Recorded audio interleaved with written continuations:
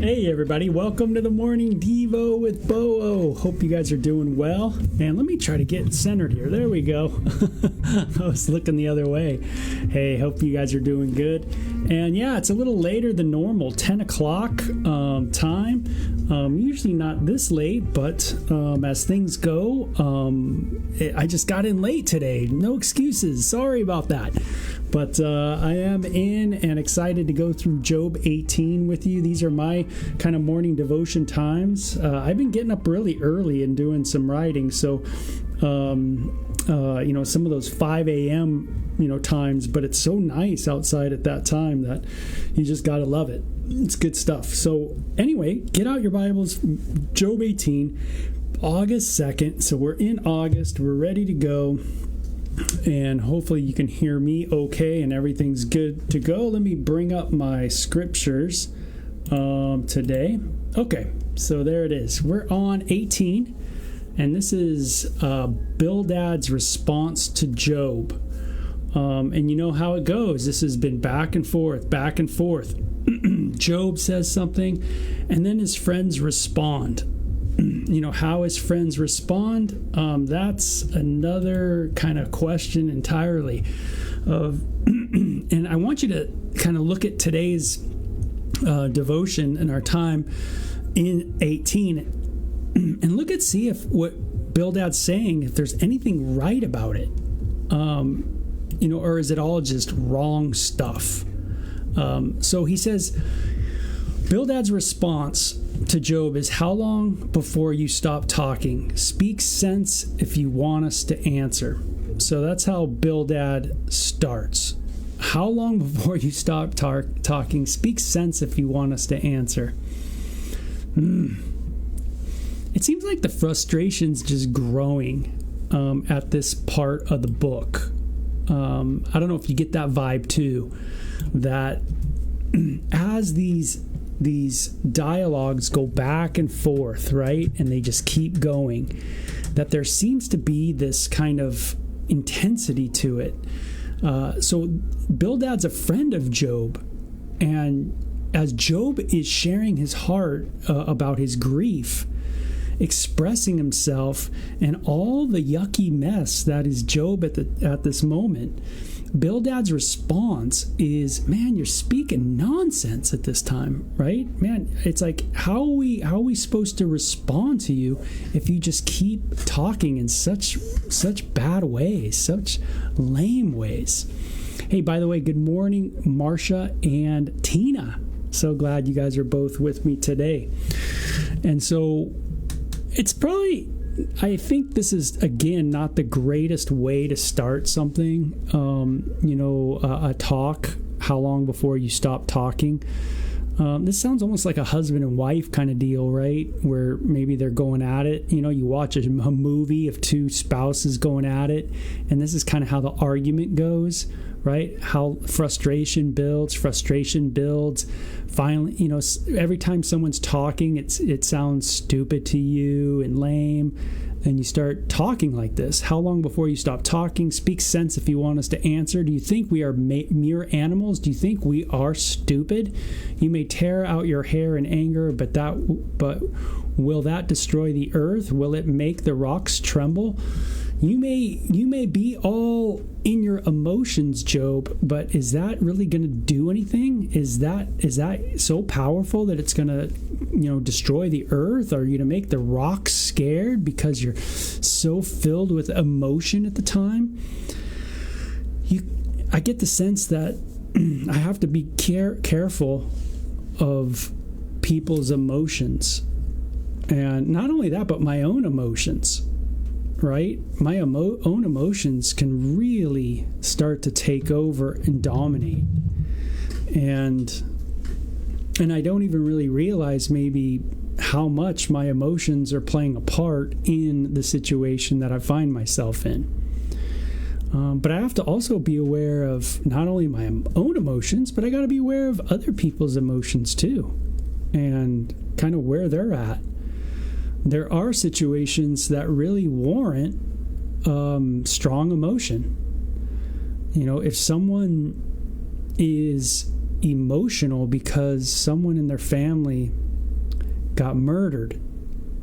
Man, it sounds horrible. We would expect that.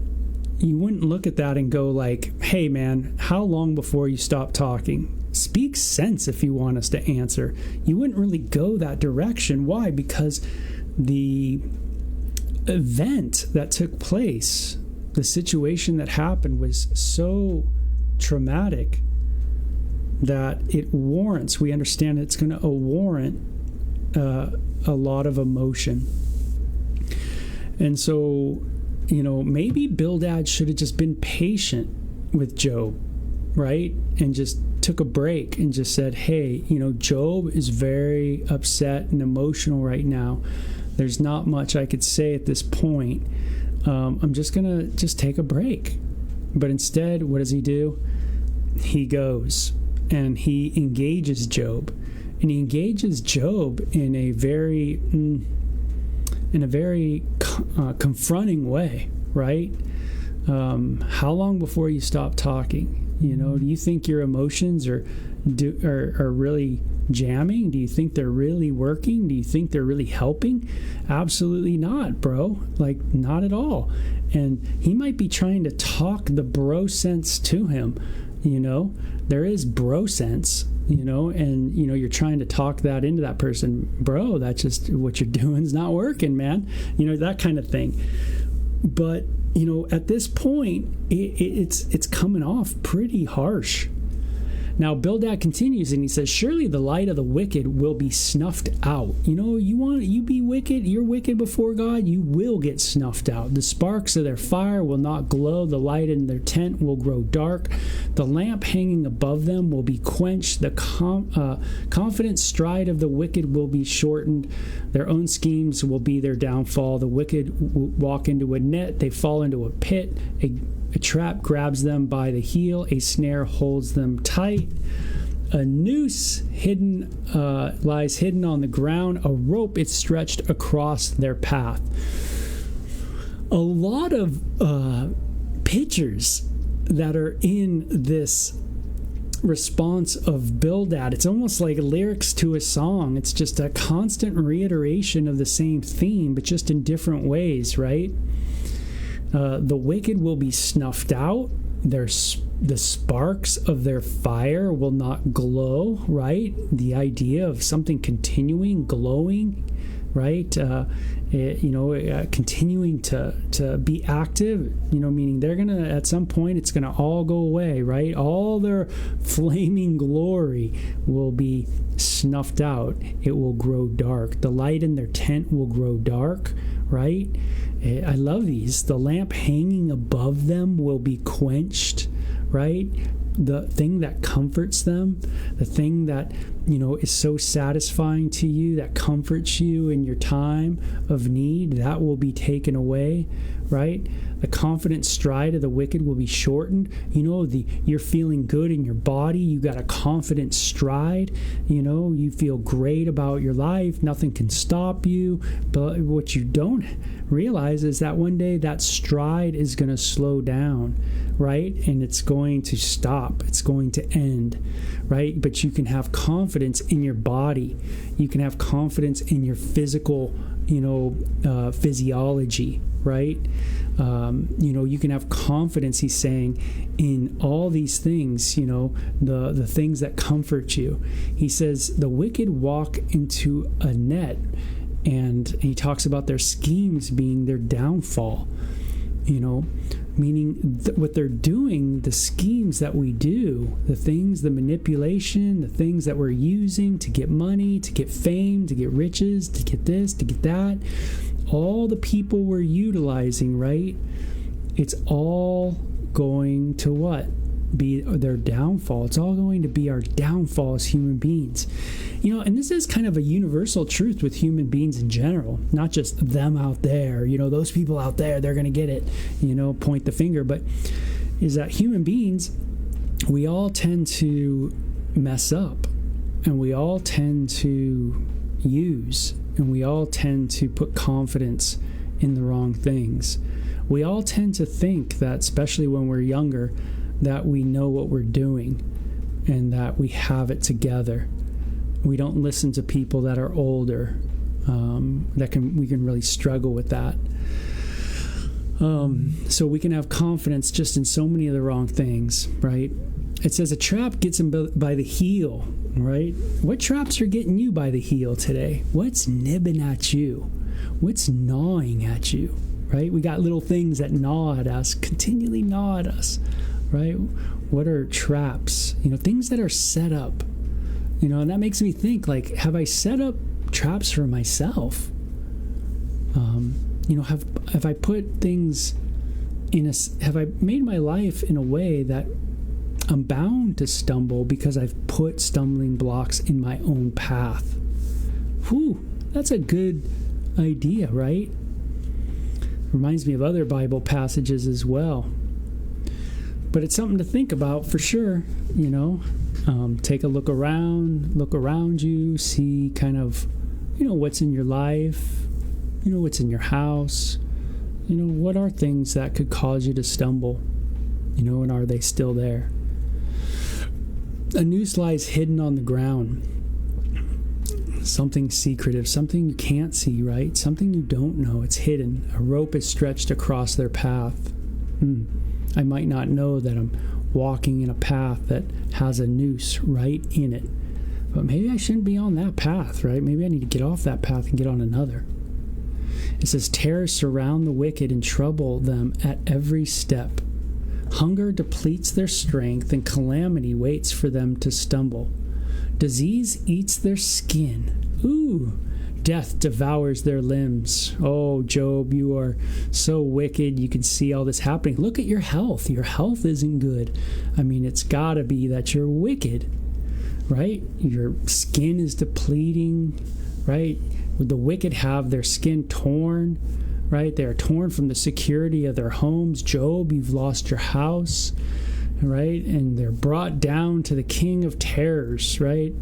It says, their homes of the wicked will burn down. Burning sulfur rains on their houses. Their roots will dry up and their branches will wither. Is this really what you want to tell Job, who kind of lost his home, lost his kids, lost his business, lost, his health? Is this kind of how you want to go? See, it does, what Bildad's saying isn't necessarily like, totally wrong. Yeah, that's true. The wicked will be judged. And yeah, they're on the track. All the friends seem to be on the track with that. But again, it doesn't add up in Job's life. Job's health isn't good. He's not doing well physically. He's had a lot of loss in his life. Losing his children, his kids, losing the stability of his finances, and what next? What next? Have you ever been in that moment? What next is going to come? But then there's people that look at you and go, man, there's so much going on in that person's life, so much loss. Man, it must be that there's something going on in his life. He's a real bad sinner, or he's just really wicked dude, or God's just judging him. Or we could start going those routes, right? But what we don't want to do is do what Bildad does and just start opening up our mouth with that person and start talking about something, even biblically speaking, about God judging the unrighteous, and start talking about things that are similar to what you just gone through, what that person just gone through, right? It's like, whoa, not very sensitive at all, not very compassionate, not very encouraging. And this is Job's real beef with his buddies. Is like, hey man, do you just kick a dude while he's down? Is that what you do? Is that what we do as Christians? Do we just kick people when they're down, when they're struggling? Do we just beat them up more? Or do we have hearts to encourage and to lift up? Does love cover a multitude of sins, as the Bible says? Do we realize the work of Christ covers that sin? Jesus paid the price, wiped out that sin. Do I believe those things, or do I just give it a lip service? So he continues in verse 17, all memory of the existence of these wicked people will fade from the earth. They will be thrust from light into darkness, driven from the world. They will have neither children nor grandchildren nor any survivors in the place where they lived, meaning their inheritance will be gone. It talks about the wicked just living in such calamity, such, in a sense, personal destruction, that they just don't leave a place for their descendants. They're not thinking about their descendants. And it's interesting, they will have neither children nor grandchildren. We live in a day and age where people are they think it's okay and good not to have kids, meaning they think it's really a progression in the world to live their life in a way to where they can't have kids. And this is interesting, to live a way in your life where you really can't have biological children.